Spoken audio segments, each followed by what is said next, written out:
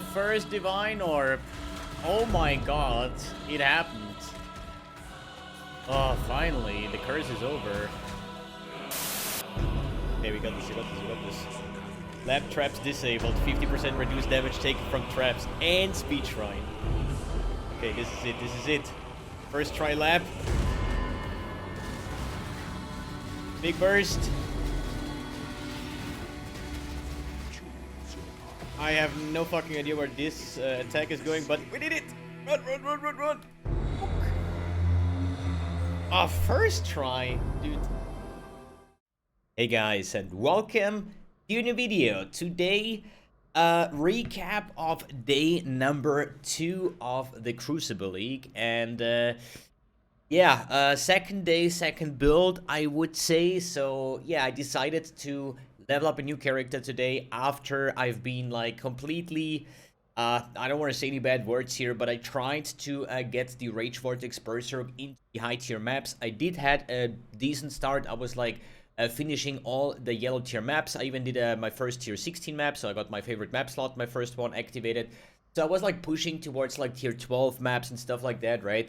But at some point I was like super happy when it took less than 6 portals to actually kill the map boss, right? To actually unlock the bonus objective, right?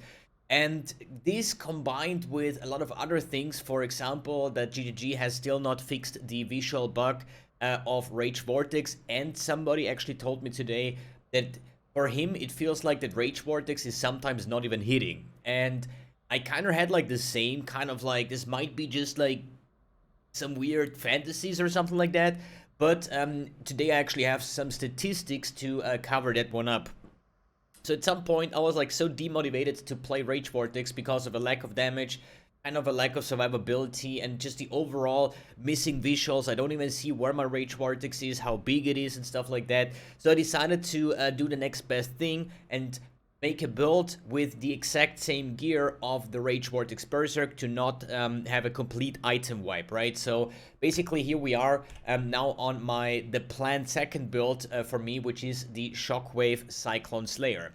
And it literally wears the same rings, the Chaos Spirit that I wear, the boots, like literally the same gear as my Berserk. The only thing that I changed was like getting rid of the Axe weapon, because this time we are using a staff weapon or a war stave.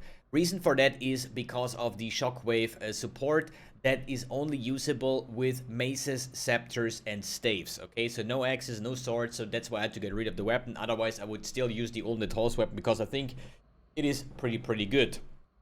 So yeah, basically the goal of today was just like, I mean, I basically lost an entire day, if we call it like that, right? I ended the Berserk on level 87, and today I leveled up the Slayer, and it's now level 86 and has done the Uberlap on top of that. So basically I just finished a high tier map, a tier 12 map, and now I'm back on the state where I was yesterday at this point when I recorded the video about the Rage Vortex, where I said like, hey, point 1, I need to fix my flasks. Point 2, I need to push into high tier maps and unique maps, right? And Uberlap.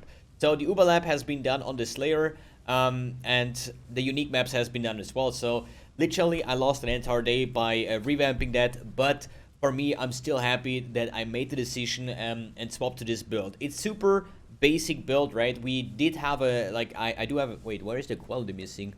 Hello? Wait, there's a damage loss, so 20%, there we go. So I picked this one up today for 40 chaos, which in my opinion was pretty cheap. It has like some flat physical, and I crafted on some physical and chance to impale, has some accuracy on it, so pretty decent. I think it's like 500 DPS, so yeah, a little bit more than 500 DPS. One thing I want to point out here, this is a staff, it's not a war stave, and that's the reason why the the Crucible passive tree does come with spell stuff, you know, like damage to spells. Here we have chaos.multi, here we have, what other things are here? Spell critical strike chance, for example. So you want to have actually a war stave, but early on this was as cheap as it could get. So I was just like having like 50 chaos on stash. I said like, okay, I want to buy a weapon. It should be any two-handed weapon basically, 50 chaos max, sort by physical DPS, because this is a pure fizz impale character. And then I tried to get either a mace, a scepter, or a staff basically, right? because of the shockwave support. Leveling, I did level exactly this way. So until Cyclone, I think I started with like Splitting Steel, and then I used Smite, I think. Smite was actually pretty good with Ancestral Call, so I was using a Tabula Rasa plus the Gold Rim. That's all my leveling gear. All the gems that I have right now that are turning level 20 pretty soon was freshly bought from the vendor, and from level 20 on, level 28 on, I did play Cyclone with Shockwave support, so pretty good. The Praxis Ring, try to get one with -8 mana cost, so your Cyclone doesn't cost any mana. This is pretty much like quality of life thing right now. I need to like farm a couple of like, what is it? Betrayal monsters to unveil the minus mana cost, so I can actually swap this one out for a rare ring and actually get some minus mana cost over there. Other than that, gear-wise, everything is basically in the PUB, and the same gear from the Berserk. I would say let's run here a tier 10 Arachnid Nest map, so we have like a bit of a comparison. One thing I want to show up front is if I open my PUB here, right? So this was the last PUB from yesterday, right? So we are rocking on the Rage Vortex Berserk around about like almost like a 400k DPS as of the state of what it was, right? On a 5-link that was. Now on the Slayer, we are having a 260k DPS on a 6-link. So this Slayer actually has half the damage of the Rage Vortex Berserk, but for me it feels like it has like 3 times more damage, which also indicates for me that probably Rage Vortex is really buggy, and not only visual but also on the way the skill works, right? But overall, this one is these big white circles that you see. This is the Shockwave support with the MTX. And other than that, we are using the Chaos Spirit Gloves, literally the same way as as we played on the Rage Vortex, means that we are stacking life regeneration rate, and thanks to the Chaos Spirit Gloves, we are turning that life regen into rage regen, and that's how we can pretty much sustain a quite long amount of Berserk uptime. And Berserk is just so good for Cyclone. It makes the character like a lot faster, a lot more damage, and tankier on top of that. And at some point we're gonna reach quite some nice levels of regen, and we're gonna sustain Berserk maybe for like a minute straight or something, right? And now it's like back up, so I'm gonna use it again, and big damage again. So this character, like, I'm gonna do all the comparison to the Rage Vortex just from the experience that I have right now, okay?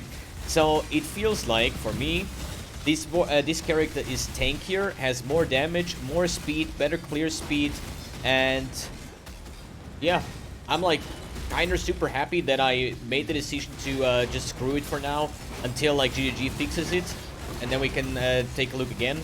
But overall, I feel like this will be the character that I'm gonna finish the Atlas with. Sorry for that, but you know, sometimes it is what it is.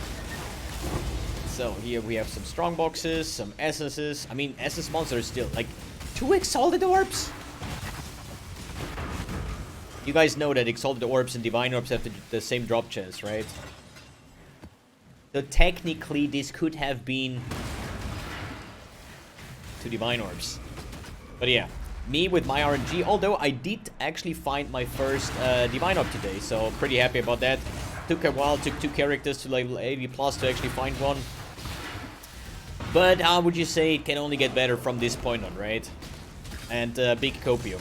But yeah, this is the current state of the build. It's just like a pure Fizz Impale Cyclone Slayer with Shockwave support.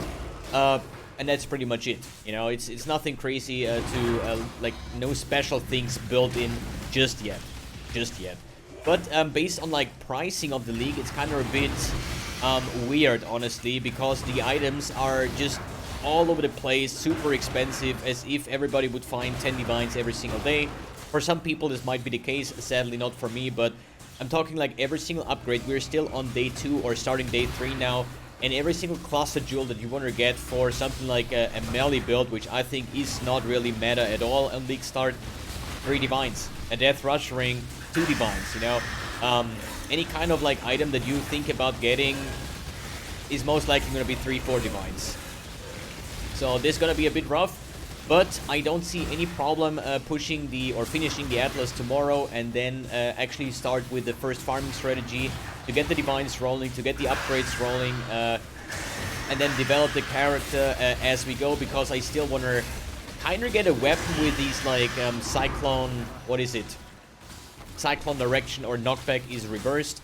There is actually some cool staff notes over here. For example, that we're gonna get endurance charges once we crit with melee strikes. Basically, counterweight is one of the coolest staff notes with like crit multi, right? And over here we have some staff notes here. Knock back enemies if you critical strike with a staff. So if we were able to get a staff with reverse cyclone, that might be actually quite funny to actually have, like, you know, a vacuum cleaner going through the map with some big AoE. And overall, I just have to say, this build just is a lot of fun, and I really enjoy playing it. And yeah, this is basically recap of day 2.